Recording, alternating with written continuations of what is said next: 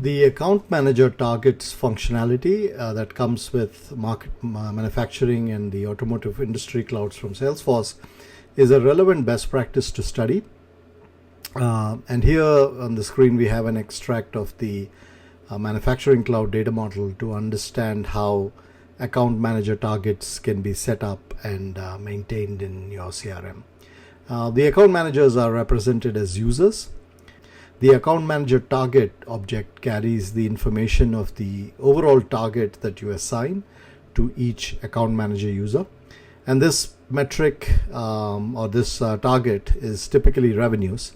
It could even be quantities or even numerical service metrics like CSAT or NPS and so on. The account manager target distribution includes the line items for such target figures. These line items are those distributed by account and by product. And the account manager periodic target distribution is the same target metrics now for each time period, such as could be a month, could be a quarter, and so on. Then an extension of this entire functionality of account manager targets is that such targets can be further distributed by the account manager to his or her team of sales reps who are direct reports who are serving the account.